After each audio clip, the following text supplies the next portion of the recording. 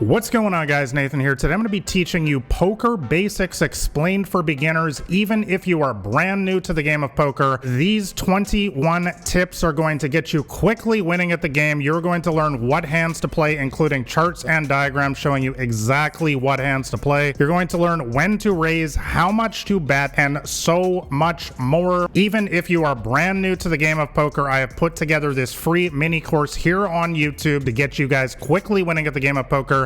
And you're also going to learn difficult situations. For example, you've got ace queen and the flop comes with a 10-8 deuce. They bet. What should you do? That's going to be tip number 8 coming up. But first things first, guys, you need to know what hands to play. So let's start right now. All right, guys, counting down from 21 to 1. Here we go. So first things first, let's talk about the 5 major hand categories. And starting out with strong aces, these are going to be some of your biggest profit sources in the game. I'm talking specifically about hands like ace king, ace queen, and ace jack. You want to be playing these hands in nearly all situations and also raising and re-raising with these before the flop, and I'm going to show you exactly when to do that, how much to raise, coming up shortly. Let's move on here to tip number 20, and that is to understand the unbelievable power of pocket pairs. Now, guys, pocket pairs are any two cards that are of the same rank. For example, pocket threes, pocket sevens, pocket aces. All of these hands have two cards the exact same rank. These are going to be your biggest profit sources in the game of poker, and in particular, by the way, pocket aces and pocket kings will represent half of all of your winnings in the game of poker. So we're going to talk about how to play these hands coming up later on in the video. Moving on here, tip number 19, let's talk about Broadway hands now. Now, Broadway hands are any two cards that are 10 and above. So for example, a king queen, king jack, or a queen jack. Guys, these are very common cards that you're going to get dealt in the game of poker,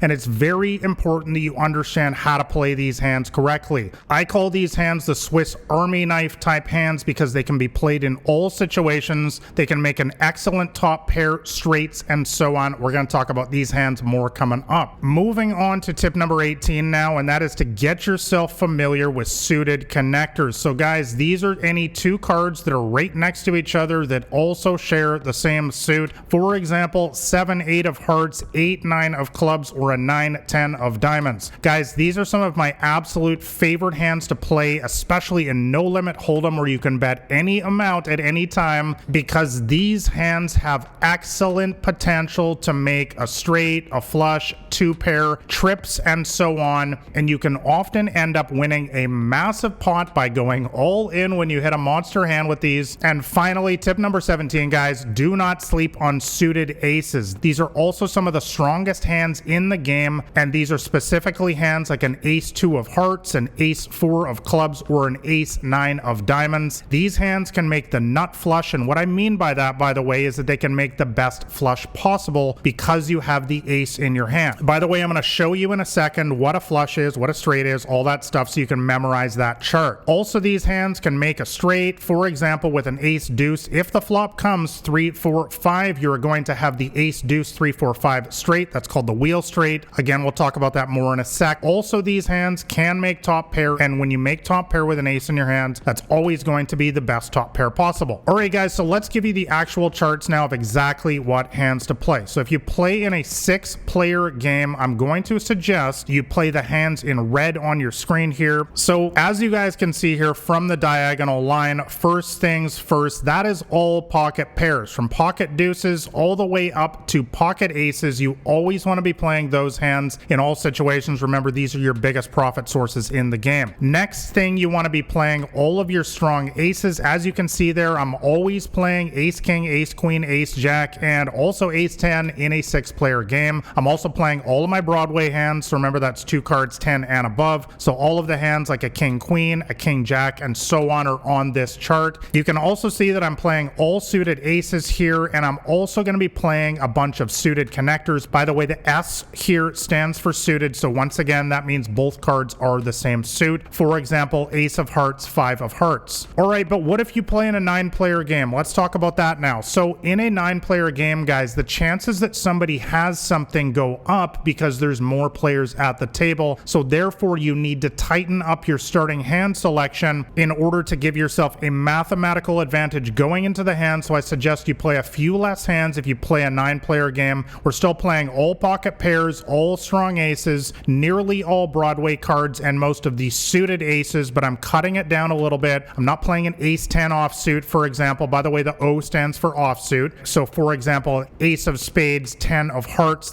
that's an offsuit hand. I would not be playing that in a 9-player game, whereas I do play that hand in a 6-player game. But in a nutshell, guys, there is nothing magical about these charts, but if you are brand new to the game of poker, you can use these as a rough starting base of what hands to play, and then as you gain more experience in the game, you can start playing more suited connectors, like for example a 10-9 of hearts, and some other more speculative hands. But let's move on to the hand rankings now, because guys, you absolutely need to know this. Tip number 14, you must know what beats what in poker. So guys, the poker hand rankings, you simply have to commit this to memory. There's no other way to say that. Starting out with the best hand in poker, that's a royal flush. That is the Broadway straight, the ace, king, queen, jack, 10, all of the same suit. They don't come around very often. But moving on to the second best hand, which is a straight flush, for example, a 7, 8, 9, 10 jack, all of the same suit as well. Again, incredibly rare. 4 of a kind, which is the next category of hands, incredibly rare. Once again, you're only going to hit 4 of a kind, which is also called quads, roughly around 1 out of 4,000 times, I think it is. And now let's move on to some of the more common hands that you will get. A full house, which is the 4th best hand in poker. That is when you have 3 of a kind and you also have a pair. This is an incredibly strong hand that you're going to win monster pots with. Moving on, the next best hand is a flush. As I already mentioned, that is 5 cards, all of the same suit. Moving on, the next best hand is a straight. That is 5 cards all in a row, as you can see by the chart. For example, 6, 7, 8, 9, 10. The next best hand is 3 of a kind. That is when you simply have, as the name suggests, 3 of a kind. So for example, 3 sevens. 2 pairs, for example, when you have jacks and 5s. Now it's important to remember that 3 of a kind beats 2 pair. And the final 2 categories of hands are a 1 pair hand. We're going to talk about that a lot in the examples coming up. And finally, high card. That's when you have nothing at all. And we're also going to talk about that a lot because that's actually going to be the most common hand that you have in poker, unfortunately. But guys, commit this chart to memory. There's nothing else to say here. You absolutely have to memorize this in order to start winning quickly at poker. All right, guys, let's move into the actual strategy now. Tip number 13, and that is to always raise pre-flop. So we already talked about what hands you should be playing in extensive detail, and now let's talk about exactly how you should play these hands. So guys, raising before the flop is my number 1 strategy for beginners, because by taking control of the pot right away, you are improving your chances to win. You're putting the table on notice that, hey, I'm in charge in this hand. You're going to be a guest in my pot, and this is simply going to improve your chances dramatically of winning the hand on the flop, turn, and river, as we're going to talk about shortly. So for example, you've got the ace of hearts and the jack of spades. Remember, we already talked about that we're going to be playing this hand in either a 6-player or a 9-player poker game. So you should be raising it 3 times the big blind as a minimum. And in the very next slide, I'm going to talk about why this is the minimum. But for now, let me break this down for you. Suppose you're playing in a $1, $2 cash game. The big blind in that game is $2. So you want to raise it 3 times that, which is of course $6. And that should be your standard raise amount in this game. Now, moving on to tip number 12, which is to aim for 1 caller. Now, the reason why I said it was just the minimum, guys, is because sometimes you're going to need to make it more. 4 times the big blind, 5 times the big blind, sometimes even more, because what you don't want to happen in poker is to get 3 callers, everyone at the table basically to call you, and you've got a hand like pocket aces, which, as you can see on your screen here, is a statistical underdog if you get 3 players to call you here.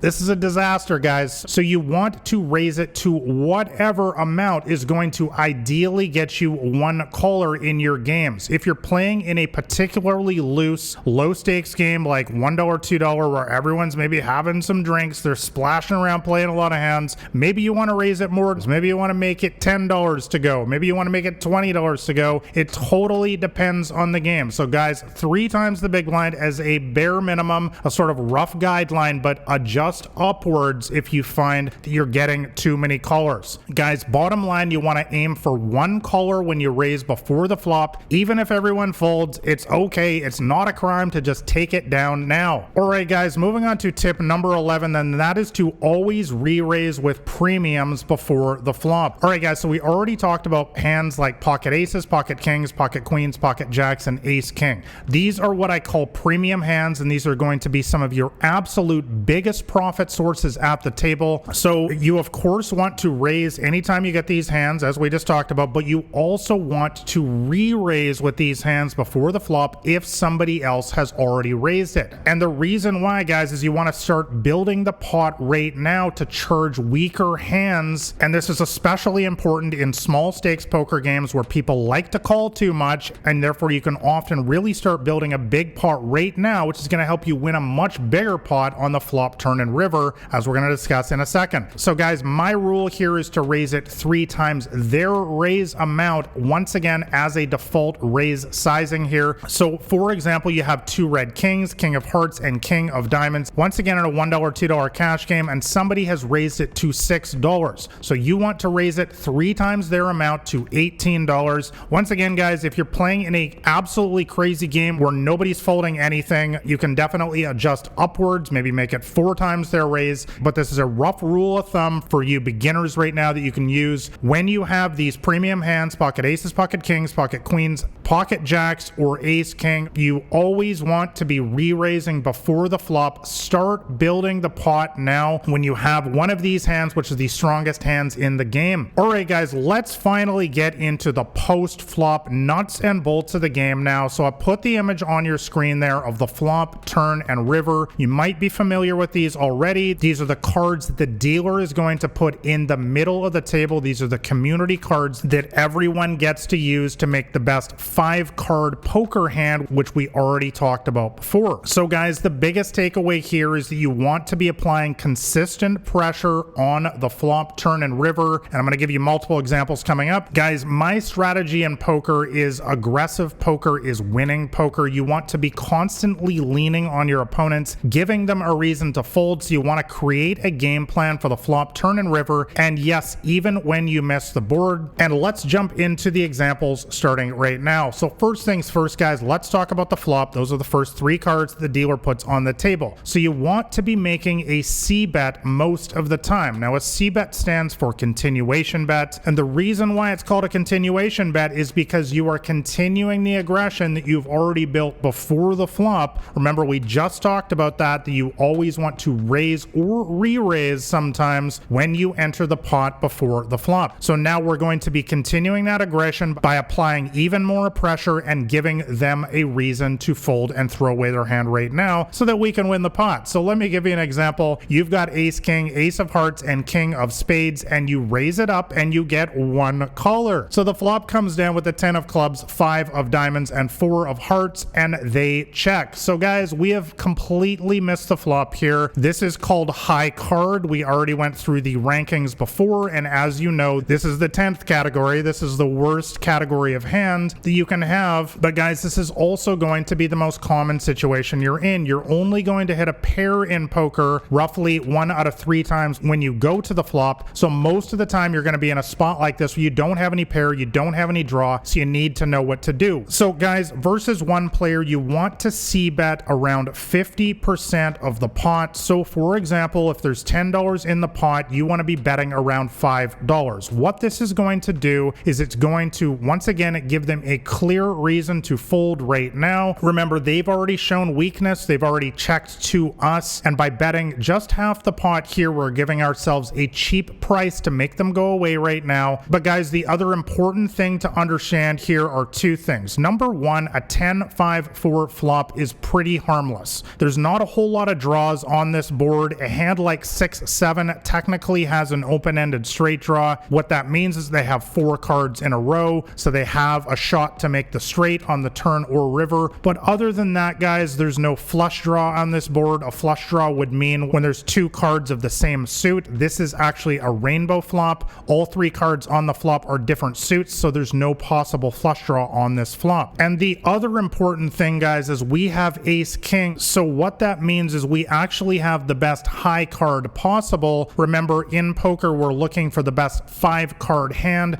So for example, if they had a hand like queen jack, we beat that hand. We are actually a strong statistical favorite against that hand right now because we have ace king 10-5-4 and they have queen jack 10-5-4. 4. The ace and the king in our hand give us the best 5-card poker hand. So since we know that they missed the flop 2 out of 3 times as well, we are actually betting here with the best hand a lot of the time when you have one of these strong aces like an ace king and you've missed the flop. So guys, make a flop continuation bet in this situation. And by the way, we're going to talk about how to play when we hit the flop coming up in a second here as well. But let's talk about floating the flop next. Tip number 8. Now guys, floating the flop is when they make a bet and then you make a call when you don't have anything. And guys, the most important thing to understand here is that you're going to face some aggressive players in poker, and that's actually what I'm teaching you to do in this video, and you need to understand that they rarely have it. So for example, you've got the ace of hearts and the queen of spades, and the flop comes pretty similar to the last one. It comes with a 10-8 deuce rainbow flop. Once again, it's a heart, spade, and club on the flop, so there's no possible flush draw. Remember, you need to have 2 of the same suit on the flop in order to have a flush draw. So once again, guys, not a whole lot going on this board. There's very few straight draws. There is no flush draw as mentioned. So when a loose and aggressive player makes a bet here, you should call because they are bluffing a lot of the time with a hand like an ace jack, ace 9, king queen, king jack, queen jack, 9 7, 7 6, hands like that. And sometimes they'll have a pocket pair like a pocket 9s, pocket 7s, or pocket 6s. But guys, we are significantly ahead of most of these hands. Remember, as we just talked about, it's the best 5-card hand in poker, and with ace queen 10-8 deuce, we are significantly ahead of a hand like an ace jack, ace 9, all of these hands that a loose and aggressive player is going to be bluffing with here. So guys, when you have a strong ace like this, even if you don't hit the flop, you want to be floating, and what that means once again is when they make a bet, you call, and then we'll go see the turn, and we'll talk about that in just a second. But wrapping up here on the flop, let's talk about when we actually hit the flop now, because remember, that will happen 1 out of 3 times. So guys, the biggest takeaway here is you want to bet big on the flop when you hit it. So anytime you have a good pair or draw, you want to bet strong. So let's talk about another strong ace here. We've got ace jack of hearts in this example. On the button, we raise it up. A loose player calls in the big blind. By the way, loose player, you've probably encountered these players before. They're just playing a lot of different hands. So that means they can have a lot of worse hands when the flop comes something like a 8 jack 5 with 2 clubs. So there's 2 clubs on this board, guys. So that means there is a flush draw possibility. There are also a lot of straight draw possibilities on this board. For example, 9-10 is an open-ended straight draw. If they have that hand, they would be looking for any 7 or any queen would make them a straight. Also, 6-7 is an open-ended straight draw on this flop, so they'd be looking for any 4 or any 9 also to make them a straight. Also, with the jack on the board, this means they could have a hand like king jack, queen jack, jack 10, jack 9. Remember, we beat all of these hands, guys, because we have what's called the better kicker in poker. Our ace would play in that situation. Once again, best 5-card hand in poker. Our kicker beats their king, their queen, their 10, their 9, what have you, if they also have the top pair with the jack. So guys, a loose player checks to you. You want to be betting big in this situation. I would suggest betting around 75% of the pot. So the pot's $10. You should bet $7.50. Guys, typically when I'm playing small stakes games, I don't assume that they're paying much attention. Most players in these games are relative beginners, so I tend to bet a little bit more when I have it, and I bet a little bit less, half pot, when I'm just bluffing. But against good players, I will bet the same amount every single time just so that they don't know what I have. But in general, when I don't know too much about players in small stakes games, I'm going to be betting more when I have it and betting less when I'm bluffing. All right, let's move on to tip number 6 now. Let's talk about the turn now, and remember, that's the 4th card in the middle. All right, guys, so it is very important that you understand how to play 4th street or the turn in poker. So guys, basically, if you have a good draw or top pair, I'm going to be betting again. Let me give you an example. Let's talk about a Broadway hand now with the king of clubs and queen of diamonds. So you raise it up pre-flop. We already talked about that. You bet the flop. We just talked about that, and they call. So by the turn, the board reads the ace of spades, jack of diamonds, deuce of spades, and king of hearts. We have hit our top pair on the turn. So what should you be doing here, guys? Well, you want to be betting again. I know it might seem too obvious. We have top pair. Shouldn't we be getting tricky here, guys, and just checking? Maybe you've seen Daniel Negreanu do that. that in a YouTube video, for example. But guys, you need to remember he is playing in million-dollar cash games versus other world-class professionals. You in your low-stakes poker games are playing against other relative beginners, and you always want to keep things unbelievably simple against these players. So guys, just make the most obvious play possible here. Make the bet with your top pair. Let them overthink the situation. You're going to have a lot more success. All right, guys, moving on to tip number 5 for beginners, and that is to double barrel the weaker regs. Now, this has been one of my absolute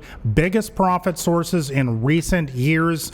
Now, let me break this down for you. A double barrel in poker is when you raise pre-flop, bet the flop, and now we're going to bet the turn as well. And a weaker reg, a reg is a regular. This is one of these typical players that you're going to see in today's games. They are decent players. They watch videos like this. They are taking the game seriously, but they also tend to be weak players. And what I mean by that is they're looking for a reason to fold, and we're going to give that to them right now. So you raise it up with ace king, ace of hearts, king of spades, and a weak tight reg calls you. We've already talked about that before the flop. Flop comes down with the 10, 5, 4 rainbow. You bet, they call. We also already discussed that earlier in the video. So the turn comes down now with the jack of diamonds. What should you do? Well, guys, you should be double barreling here, and that means betting again. And I would suggest betting big here. 75% of the pot, striking the fear of God into them, letting them know you are serious about the hand and that it is going to be very expensive for them to continue on here. Now, there are 2 specific reasons why I do this. Number 1, this jack is an excellent scare card. Now, a scare card in poker is a card like a jack, queen, ace, or king. These are those big cards that they are often putting us on when we raise before the flop. So when these cards come on the turn or river, I am often going to be representing them, and that means bluffing at them, whether I have them or not, in order to make them fold. Guys, the other important thing to note here is the jack of diamonds gives us the gut shot straight draw to the Broadway straight, meaning that if it came with one of the 4 remaining queens in the deck on the river, we would make the unbeatable Broadway straight 10, jack, queen, king, ace. Guys, when you're bluffing in poker, you always want to have something in your back pocket to get lucky on the river. You don't want to be bluffing with no outs, no life vest in poker. Always give yourself a backdoor way to win. Let's move on to tip number 4 now for beginners,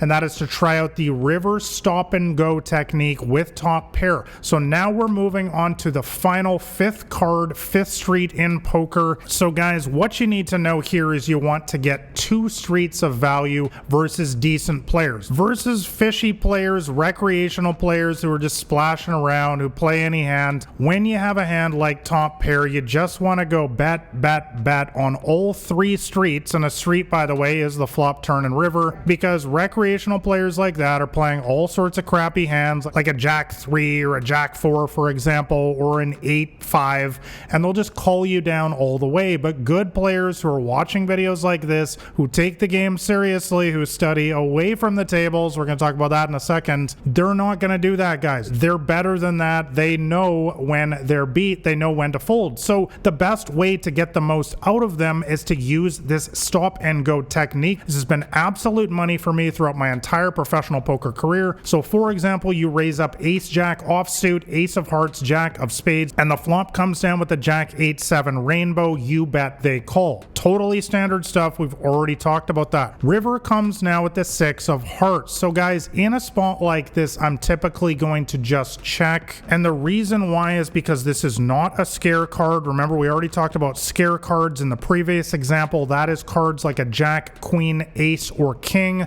Those are big cards, big scary cards that they're going to put us on. A 6 of hearts is none of those. So I'm often going to check in a spot like this. This also allows me to pot control, and that is very, very important. It allows me to control the size of the pot, and this also creates what I call deception value. I talk about this in my 3rd poker book, the Micro Stakes Playbook, is that when you check on the turn here, decent players automatically assume that you don't have anything, and therefore we can often get paid on the river. Remember, if we just make another bet here, guys, often if they've got a hand like 8-9, for example, they'll just throw that hand away. But when we check check and they check, and now we go to the river, which comes down with the deuce of clubs. We can often make a big bet here and get them to call with a hand like middle pair, giving us the maximum profit in this hand. And you want to bet big on the river, by the way, as well. I'll typically bet something like 80% of the pot here because I want to make them think I'm bluffing. Once again, when we check on the turn, they're often putting us on a bluff. They're not going to put us on a hand as strong as top pair, so you want to bet big here on the river. So let's talk about now the final situation on the river, tip number 3, and that is making the big river fold. Guys, the difference between mediocre poker players and great poker players is being able to make the big fold when it's obvious that you're beat, even when you have a hand as strong as pocket aces. Let me give you an example. You raise up 2 red aces, ace of hearts, ace of diamonds, and a nit calls you. Now let me break down a nit for you. A nit is a regular poker player, and this is the tightest player at the table and also the most passive. So they are sitting around waiting for extremely good hands, and when they raise or bet, they almost always have a monster. So let's walk you through the hand here. Flop comes down with the 9-4-3 rainbow. You bet, they call. Not a whole lot of strategy involved here. We've got pocket aces. We want to be betting here for value. They call though. So let's go see the turn now. Turn comes with the 10 of clubs. You bet and they call again.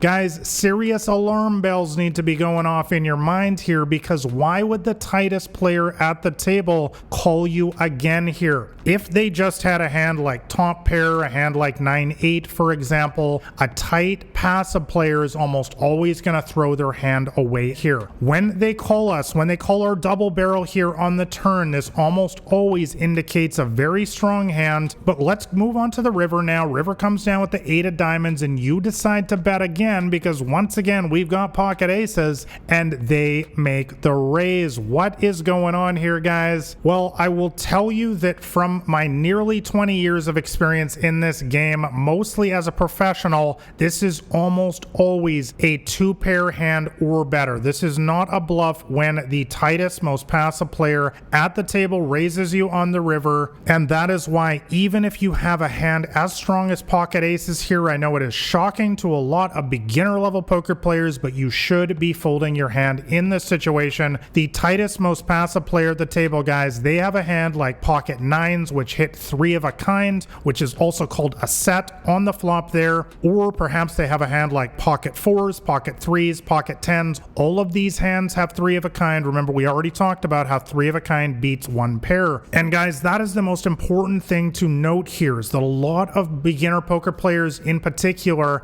they get what I call married to a hand like pocket aces or pocket kings here.